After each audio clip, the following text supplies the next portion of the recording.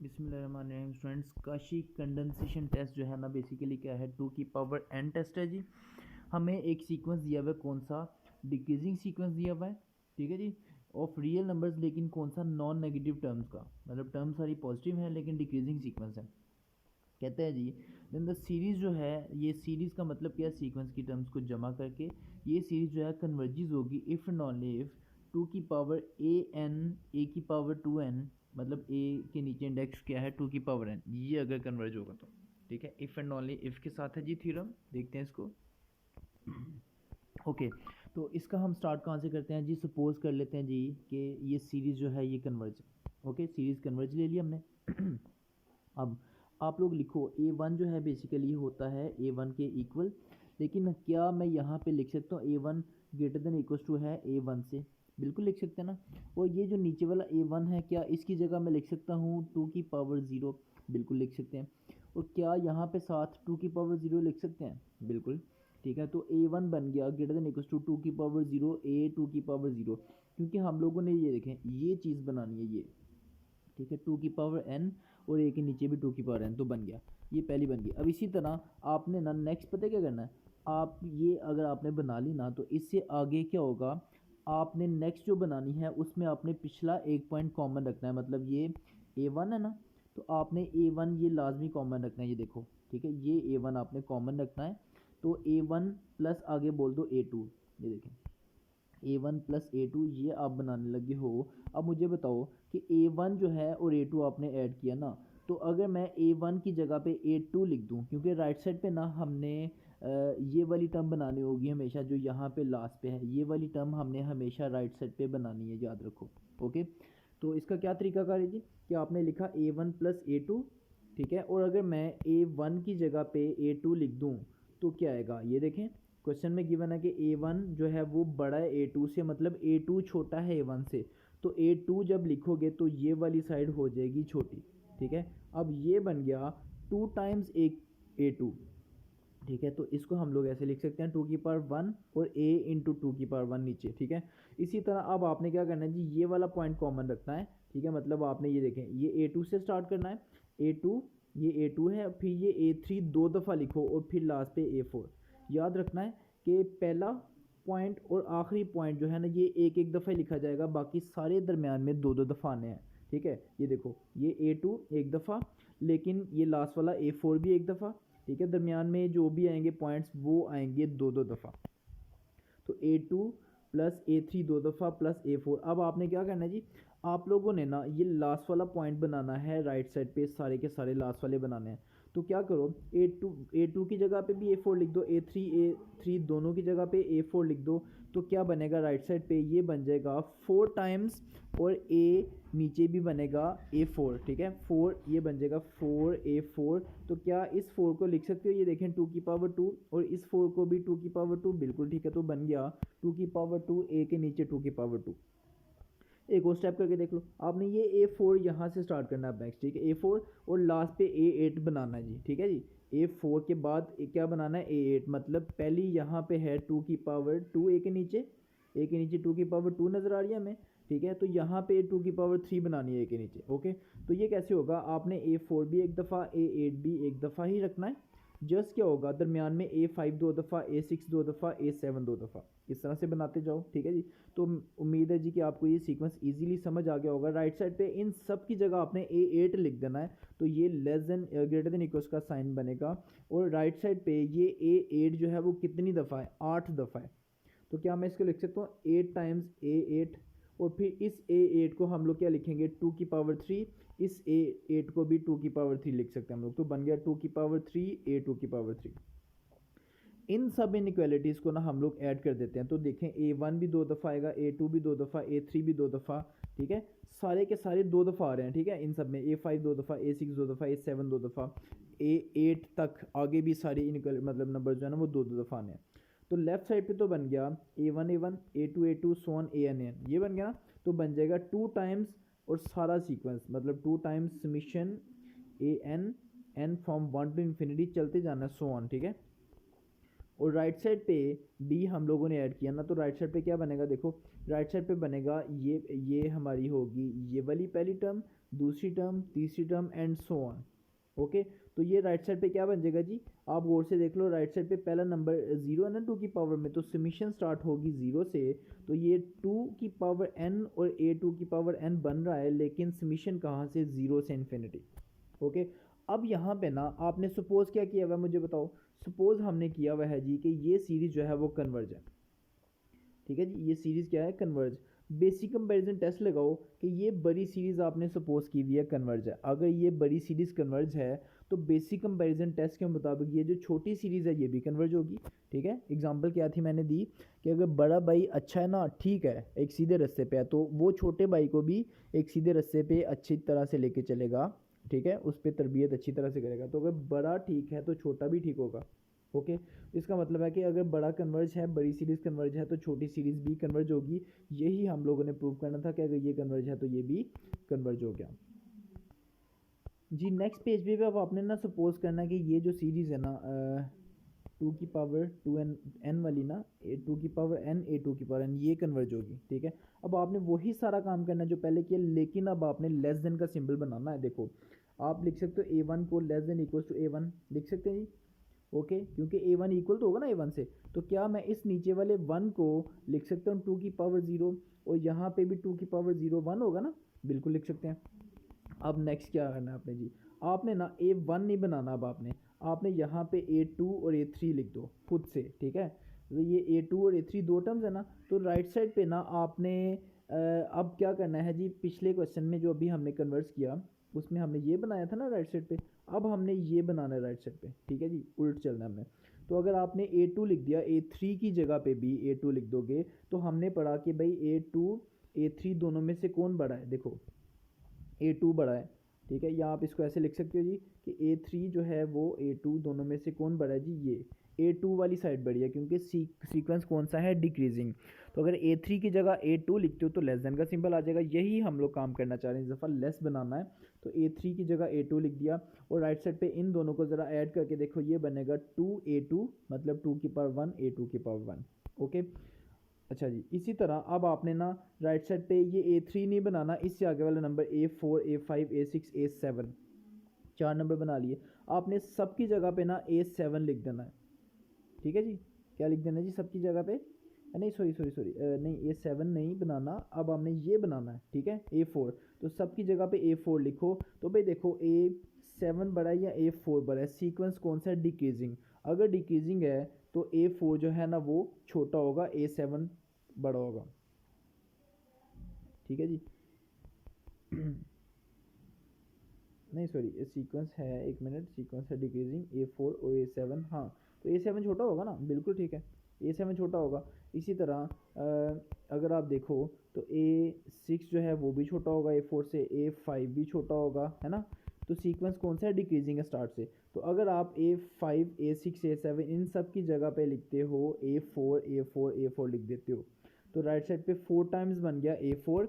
और डेफिनेटली अगर sequence decreasing है तो a7 जो है वो छोटा होगा a4 से, a6 भी छोटा होगा, a5 भी छोटा होगा, तो क्या लेस देन का सिंबल आएगा, बिल्कुल, तो ये लेस देन का सिंबल आ गया। ओके, तो इन सब को हम लोग लिख सकते हैं 2 की पावर 3, मतलब ये हो जाएगा ना, सॉरी, ये हो जाएगा 4 टाइम्स और a4, तो 4 को लिखो a स्केयर 2 स्केयर, और 4 को लिखो 2 स्केयर, तो बन जाएगा राइट साइड पे 2 की पावर 2 और a2 की पावर 2। ठीक है जी, इसी तरह से आपने सीक्वेंस चलाते जाना है। अब आपने इस 7 से आगे वाले नंबर लिखना है 8 9 10 11 12 13 14, 8 नंबर पूरे करने हैं आपने 8 तादाद में। क्या ये 8 पूरे हैं, बिल्कुल ठीक है। इन सब की जगह पे आपने ना ये बनाना है, तो सब की जगह a8 लिख दो, लेस देन इक्वल का सिंबल आएगा। इसको हम लोग लिख सकते हैं 8 टाइम्स 2 a8, 8 को लिखो 2 की पावर 3 2 की पावर 2, इन सबको फिर से ऐड कर दो। जब ऐड करोगे तो ये आपके पास बन जाएगा। और देखो हमने क्या सपोज किया हुआ है कि ये जो है ना ये अब कन्वर्ज है राइट साइड पे, तो अगर बड़ी सीक्वेंस कन्वर्ज है ना तो ये छोटी सीक्वेंस भी सीरीज, सॉरी, अगर बड़ी सीरीज ये कन्वर्ज है तो ये छोटी सीरीज भी क्या होगी, कन्वर्ज होगी। किस टेस्ट से, बेसिक कंपैरिजन टेस्ट से। तो ये 2 की पावर n टेस्ट जो है प्रूव हो गया। अब नेक्स्ट एग्जांपल देखें जी, एग्जांपल में इसी थ्योरम को अप्लाई किया है हमने कहता है जी 1/n ln n, इसको हमने चेक करना है कन्वर्जर के डाइवर्जर, तो इसका नाम an रखा हमने, ठीक है जी। ये जो समीशन के आगे इसका an रखा। अब देखो पहले तो चेक करो सीक्वेंस डिक्रीजिंग है कि नहीं, अगर डिक्रीजिंग होगा तो फिर हमने आगे जाना है, क्योंकि 2n टेस्ट में कंडीशन क्या थी, डिक्रीजिंग की। ओके, तो आपने इसको चेक करना है डिक्रीजिंग। डिक्रीजिंग कैसे चेक करो, आप देखो n ln n ये, और फिर n की जगह n+1 लिखो, n+1 और ln n+1, ठीक है ये, और फिर n ln n, इनमें से कौन बड़ा होगा, डेफिनेटली ये वाली साइड बड़ी होगी ना। दोनों साइड्स को उल्टा के देखो, जब दोनों साइड्स को उल्टाओगे तो क्या ये रिजल्ट बनेगा हमारे पास, ये, ठीक है, छोटा हो गया। अब ये क्या सीरीज कौन सा टर्म बन गई, ये है जी an+1 और ये है an। ओके, अब हमें नज़र आ गया क्लियरली कि अगर an+1 छोटा है an से, मतलब an+1 कौन सी टर्म है, n से आगे वाली टर्म है। अगर an+1 टर्म an से छोटी है ना, तो इसका मतलब क्या होगा कि सीक्वेंस, ये सीरीज जो है डिक्रीजिंग है, सीरीज डिक्रीजिंग होगी। आप n को 1 2 3 पुट करके देखो ना, अगर आप n को 1 पुट करते हो तो बनेगा a2 लेस देन a1, अगर आप n को 3 पुट करते हो तो बनेगा a3 लेस देन a2, तो ये डिक्रीजिंग है। a1 बड़ा a2 से, a2 बड़ा a3, आगे वाली टर्म छोटी होती जा रही है पीछे वाली टर्म से, तो ये बन गया डिक्रीजिंग। तो ये डिक्रीजिंग की कंडीशन याद रखो। अब हमने अगर डिक्रीजिंग है तो 2n टेस्ट का ये टेस्ट लगा देना है। अब ये टेस्ट क्या कहते हैं हमें, हमने इस चीज़ को चेक कर लेना है, 2n a2n। अब 2n वैसे का वैसे ही, a2n का मतलब क्या है, देखो ये हमारे पास an मौजूद है ना। अब a2n इसका मतलब क्या है कि n की जगह पे आपने ये चीज़ लिख देनी है, n की जगह पे 2n लिख देना, क्योंकि क्या है an है ना, तो ये देखें n की जगह पे क्या आया हुआ है 2n, ऐसे ही है ना। तो n की जगह पे ना आपने 2n लिख देना है, कहाँ पे, इस टर्म के अंदर। तो ये देखें n की जगह 2n लिख दिया, 2n हो गया कैंसिल, ठीक है, 2n कैंसिल हो गया। उसके बाद जी बचेगा 1/ln 2n, 1/ln 2n। अब ln की प्रॉपर्टी के जो पावर है ये आ जाएगी स्टार्ट में 1/n, और ln2 आगे, ln2 तो कांस्टेंट है, ये बाहर आ गया, ln2 बाहर आ गया, तो समीशन सिर्फ लगेगी 1/n पे। ओके, अब 1/n को देखो पावर सीरीज टेस्ट से, पावर टेस्ट से देख लो, पावर 1 है ना, तो अगर इसकी पावर 1 है तो डाइवर्ज है, तो अगर ये डाइवर्ज है ना, तो अब ये भी जो हमने टेस्ट प्रूव किया उस टेस्ट के मुताबिक जो है ओरिजिनल an भी क्या होगा, डाइवर्ज होगा। ओके, इसी तरह इससे जो नेक्स्ट वाला क्वेश्चन है बिल्कुल सेम है, ये भी आपने डिक्रीजिंग बना लेना, ये हो जाएगा डिक्रीजिंग। अगर ये डिक्रीजिंग हो गया तो उसके साथ ही आपने 2n टेस्ट अप्लाई कर देना है, और ये इजीली आपको पता चलेगा ये कन्वर्जर के डाइवर्ज। इसी तरह नेक्स्ट जो ये क्वेश्चन है ये एक दफ़ा आप देख लें, आपने इसको ना सॉरी ये कौन सा ओपन हो गया क्वेश्चन, एक सेकेंड। ओके, ये हाँ ये वाला क्वेश्चन, इसको देखें ज़रा, ये थोड़ा सा मैं करवा देता हूँ आपको। ये ना आपने पहले तो डिक्रीजिंग बनाना है, इसको डिक्रीजिंग कैसे बनाना है, आप ना इसको an का नाम दिया ना आपने, ठीक है, तो आप उसको बताओ कि भाई an+1 क्या बनेगा। पहले यहाँ पे an+1, ये an लिखा आपने, आप an+1 भी लिखो। अब an+1 का मतलब क्या है कि नीचे जहाँ जहाँ पे n है ना, वहाँ वहाँ पे n+1 बन जाएगा, तो यही सेम लेकिन नीचे n+1 आ जाएगा सब में। और डेफिनेटली अगर नीचे n बढ़ जाएगा ना तो टोटल आंसर हो जाएगा कम, ठीक है। अगर 1/n है ना, तो अगर आप नीचे n बढ़ा दोगे, 1 बढ़ा दोगे, तो डेफिनेटली आंसर ये छोटा हो जाएगा। ओके, इसका मतलब हो गया कि ये डिक्रीजिंग है। इतनी लंबी चौड़ी बात नहीं करनी आपने, आपने सिंपल कहना है कि an ये है, और इसी तरह an+1 जो है वो बन रहा है हमारे पास ये, ठीक है, n+1 कर देना आपने, और आप इजीली बोल दो क्लियरली an+1 जो है वो लेस है an से फॉर ऑल n, सो होगा क्या, डिक्रीजिंग होगा, ठीक है। आप सिंपल बोल दोगे ये डिक्रीजिंग है। अब डिक्रीजिंग के बाद आपने ये 2n टेस्ट जो है वो अप्लाई कर देना है। अब जब आपने 2n टेस्ट अप्लाई करना है तो यहाँ पे उसने मिस्टेक्स की हुई हैं, वो ज़रा गौर से देखें। ये 2n टेस्ट अप्लाई किया तो जहाँ जहाँ पे n था नीचे 2n लिख दिया, और ये साथ ऊपर 2n, तो ये 2n तो हो गया कैंसिल। ओके, उसके बाद यहाँ पे n आएगा ln की प्रॉपर्टी के मुताबिक, ये स्टार्ट में यहाँ उसने मिस्टेक की हुई है, देखो मिस्टेक क्या की हुई है कि ये 2n जो है वो स्टार्ट में आता नहीं है, ये स्टार्ट में नहीं आता, ठीक है। ln की प्रॉपर्टी क्या है कि भाई ln और ln टू की पावर n है ना, तो ये n तो यहाँ पे आना है स्टार्ट में, ठीक है। ये n जो है इसके स्टार्ट में नहीं आना, ये गलत हो गया, उसने गलती की हुई है यहाँ पे। तो आप इसको स्टार्ट में लिखो ही ना, मैं आपको सिंपल सोल्यूशन बताता हूँ। आपने किसी भी, अब आगे वाले किसी भी n को स्टार्ट में नहीं लिखना, ऐसे रहने दो। अब मुझे एक बात बताओ आप लोग, 1/n जो है, सॉरी 1/, यहाँ पे अगर मैं लिखूँ 1/n ln n वगैरह, या ln टू की पावर n लिखा हुआ है ऐसे, मुझे बताओ इसका आंसर बड़ा आएगा कि 1/n का आंसर बड़ा आएगा, ठीक है। अगर डिनोमिनेटर में से एक चीज़ को छोड़ दिया ना, तो ये जो बनेगा आंसर छोड़ के, ये आंसर जो है वो डेफिनेटली बड़ा होगा। नहीं सॉरी, ये होगा ना, क्या हो गया, ठीक है। क्यों जी, आप अंदाज़ा करें ना खुद से। अगर लिखा हो 1/5 इंटू 6 और 1/5, तो मेरे ख्याल से आंसर बड़ा कौन सा होगा, ये आंसर बड़ा होगा, ठीक है जी। 1/5 बड़ा होगा ना, हाँ ठीक है। तो अब देखें, आप इस चीज़ का कंपैरिजन करो ज़रा 1/n से, ठीक है जी। इसका 1/n से कंपैरिजन करो, नीचे से सारा कुछ अगर छोड़ दें तो ये बनता है ना, यहाँ से छोटा आएगा।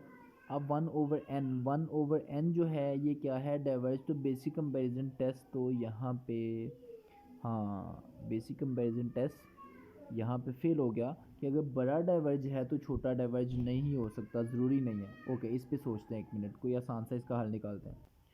अच्छा ये ना इसका हम एक और टेस्ट भी लगा सकते हैं, इस पर इंटीग्रल टेस्ट है वो भी लगा सकते हैं, लेकिन उसने डायरेक्ट पता है कैसे किया हुआ है, ये आपने किसी में भी ना ये टू की पावर n स्टार्ट में नहीं लिखनी, ये ऐसे ही रहने दो। सिर्फ नीचे n की पावर देखो कितनी है, n की पावर p टेस्ट के मुताबिक कितनी बनती है जी, 1/n बन रहा है ना, ठीक है। तो अगर हम लोग bn चूज़ करें, bn, तो bn बनता है 1/n। अब इस bn में n की पावर नीचे कितनी है जी 1, तो अगर 1 पावर है तो 1 पावर का मतलब है डाइवर्ज। अगर bn डाइवर्ज है तो an भी डाइवर्ज होगा। ऐसा उसने किया नहीं है, उसने ये डायरेक्ट बोल दिया कि अगर ये bn डाइवर्ज है तो an ये भी डाइवर्ज होगा, ठीक है। उसने ऐसा क्यों नहीं किया, क्योंकि पहले ही टू की पावर n टेस्ट लगाया हुआ है और साथ ही लिमिट कंपैरिजन टेस्ट नहीं लगा सकता, वो लगा भी सकते हैं लेकिन उसने नहीं लगाया, जस्ट क्वेश्चन को लेंथी होने से बचाने के लिए। तो ये जो है ना सिर्फ नीचे n की पावर के मुताबिक हो गया डाइवर्ज। अगर ये डाइवर्ज है तो हमारा ओरिजिनल क्वेश्चन भी क्या हो जाएगा, डाइवर्ज हो जाएगा। ओके नेक्स्ट देखो, कहता है जी यही हमने टेस्ट लगाना है पी सीरीज़ टेस्ट को चेक करने के लिए, ठीक है। पी सीरीज़ को चेक करने के लिए मतलब 1/n की पर पी, तो इसको ए एन का नाम दे दो, ठीक है। और पहले तो देखो डिक्रीजिंग है कि नहीं, डेफिनेटली डिक्रीजिंग है। an+1 क्या बनेगा, an+1 बनेगा 1/n+1 की पावर p, ठीक है। तो नीचे टर्म अगर बढ़ गई तो टोटल आंसर छोटा होगा, तो ये an+1 जो है वो ये लेस देन इक्वल्स टू होगा an से, मतलब डिक्रीजिंग है, ओके। अगर डिक्रीजिंग है तो इसका मतलब है कि हम लोग जो है वो इस टेस्ट को अप्लाई कर सकते हैं। अब काशी का ये टेस्ट जो है हम अप्लाई करते थे जी इस पे, तो हमने ये चेक करना है 2 की पावर n, a2 की पावर n जो है इसको चेक करते हैं हम लोग।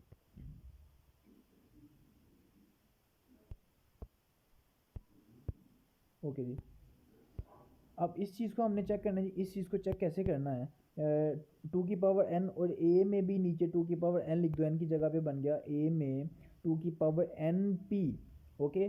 तो 2 की पावर n p, तो ये 2 की पावर इकट्ठी करोगे बन जाएगा 2 की power n p minus n, नीचे आएगा ना, और n कॉमन, तो n into P minus one बन गया, ओके। अब ये हमारे पास टर्म है, इसको हमने डिस्कस करना जी। क्या ये ज्योमेट्रिक सीरीज नहीं बन रही, अगर आप n को वेरी करवाओ 1/2 की पावर 0 बन जाएगी, 1/2 की पावर 0 प्लस 1/2 की पावर p माइनस वन, ठीक है। फिर आगे 1/2 की पावर p माइनस वन का स्केयर, ठीक है। ये तो ज्योमेट्रिक सीरीज बनेगी। तो ज्योमेट्रिक सीरीज जो है उसमें हम लोग देखते हैं कॉमन रेशो, ये बनेगी ज्योमेट्रिक सीरीज, जिसमें कन्वर्ज कब होती है कोई भी सीरीज, ज्योमेट्रिक सीरीज में कन्वर्ज होती है अगर रेशो 1 से छोटी हो तो आपने रेशो जो है वो देखनी है 1 से छोटी है कि नहीं। अगर रेशो 1 से छोटी है तो कन्वर्ज होगा, और अगर रेशो 1 से बड़ी है तो डाइवर्ज होगा, हमें इस बात का पता है, ओके। तो अगर रेशो 1 से बड़ी हो तो कन्वर्ज होगा, हमने कह दिया कि ये रेशो है, n के नीचे वाला नंबर रेशो बनता है, ठीक है। क्योंकि ज्योमेट्रिक सीरीज में क्या होता है, A N equals to A1 R की पावर n, ये ज्योमेट्रिक सीरीज़ का फार्मूला n के ये जो नीचे है हम इसको r कहते हैं, रेशो। ओके, तो अब r जो है ये होगा n के नीचे वाला 1/2 की पावर p-1, ये है जी रेशो। अगर कन्वर्ज कब होगा, अगर ये रेशो 1 से छोटी होगी तो। ये रेशो 1 से छोटी लेके हमने p को डिस्कस कर लेना है। ये रेशो 1 से छोटी और 1/2 की पावर p-1 लेस देन 1, इसको इस साइड पे लेके आ जाओ, बनेगा 2 की पावर p-1 ग्रेटर देन 1। और क्या मैं इस 1 को लिख सकता हूँ 2 की पावर 0? बिल्कुल, दोनों तरफ से बेस कैंसिल, तो बनेगा p-0 greater than p-1 greater than 0। यहाँ से बन गया p ग्रेटर देन 1। ये गलत लिखा है उसने, ठीक है, उसको लिखना चाहिए so the given series converge if p greater than 1। यहाँ पे ना ये लिखना चाहिए, ठीक है, कि गिवन सीरीज कन्वर्ज करेगी अगर p 1 से बड़ा होगा तो। ओके, अगर p 1 से बड़ा है तो कन्वर्ज। और इसी तरह अगर रेशो 1 से बड़ी होगी तो सीरीज डाइवर्ज करेगी ना, तो रेशो 1 से बड़ी को रख के तो आपने ये p की वैल्यू निकाल लेनी है, जो कि आएगी लेस देन इक्वल्स टू 1। ये देखें, तो इसका मतलब हो गया कि हमें पता चल गया कि पी सीरीज टेस्ट में अगर पावर 1 से बड़ी है तो कन्वर्ज करेगा, अगर पावर 1 से छोटी या इक्वल है तो डाइवर्ज करता है।